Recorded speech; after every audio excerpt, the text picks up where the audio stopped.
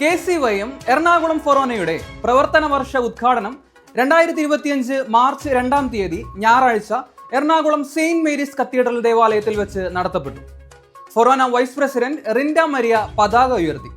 എറണാകുളം ഫൊറോന president George Mathew അധ്യക്ഷത വഹിച്ച യോഗത്തിൽ ഫൊറോന ജനറൽ സെക്രട്ടറി അലീന ജോസ് എല്ലാവർക്കും സ്വാഗതം ആശംസിച്ചു. ഫൊറോന വികാരി ഫാദർ വർഗീസ് മണവാളൻ യോഗം ഉദ്ഘാടനം ചെയ്യുകയും ഫൊറോന ഡയറക്ടർ ഫാദർ സിറിൽ കുന്നേക്കാടൻ, അതിരൂപത പ്രസിഡന്റ് ജെറിൻ പാറയിൽ, മുൻ അതിരൂപത ട്രഷറർ മാർട്ടിൻ വർഗീസ് എന്നിവർ ആശംസയർപ്പിച്ച് സംസാരിച്ചു.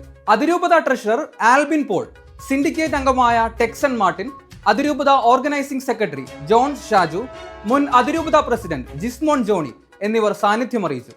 മുന്നോട്ടുള്ള ഒരു വർഷത്തെ പ്രവർത്തന പദ്ധതികൾ മുൻ അതിരൂപത ട്രഷറർ മാർട്ടിൻ വർഗീസ് പ്രകാശനം ചെയ്തു.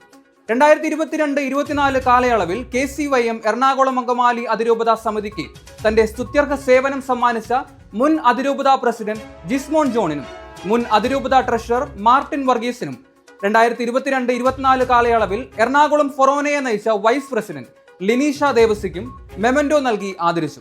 യോഗത്തിൽ 90ഓളം യുവജനങ്ങൾ പങ്കെടുത്തു. ഫൊറോന വൈസ് പ്രസിഡന്റ് ഗോഡ്സൺ ഡെസ്ലി ഏവർക്കും നന്ദി അറിയിച്ചുകൊണ്ട് യോഗം അവസാനിച്ചു.